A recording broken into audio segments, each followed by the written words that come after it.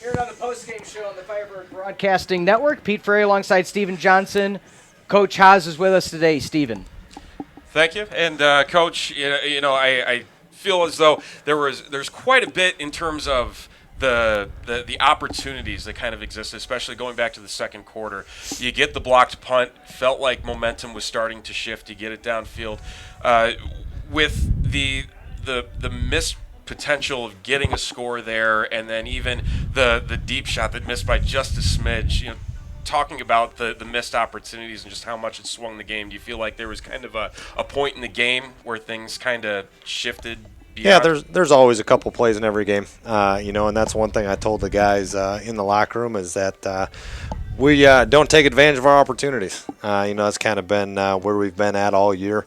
You look at our last two home games, and we haven't been great in the red zone.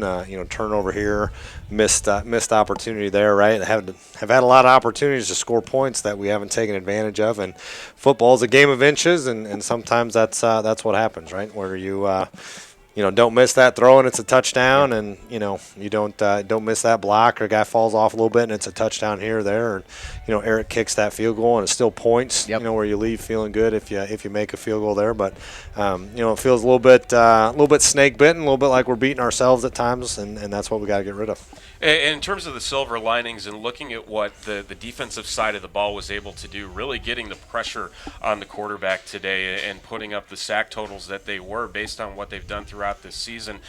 Gutierrez, for example, just all over the field today, it seemed like. And just talking about the defensive line, do you feel like you saw a step forward from them just in terms of them being able to get after the quarterback and really apply that pressure versus what you've seen this year? Yeah, I think our front seven in general, not just the D-line guys, but the linebackers have played some good football. Yep. They've got after the quarterback. You look at DeVito and Warner leading the conference in tackles and TFLs, and Gutierrez is up there in sacks after a day. He might be one of the top three as well.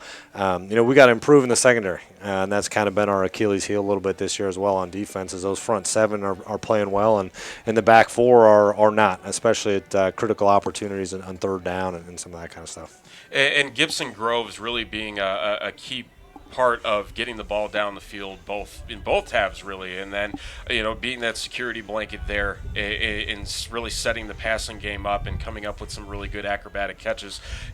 For what you saw out of the passing game today when the running game wasn't necessarily working, was there a lot to be proud of in terms of what Groves and what Wiley were able to do in really kind of keeping things really in the third quarter and moving the ball downfield? Yeah, I thought Gibson played a great game. He made some really good catches. He's a tough kid. He's worked hard, obviously a fifth-year kid, and it's nice to see him have a lot of success like he did out there today.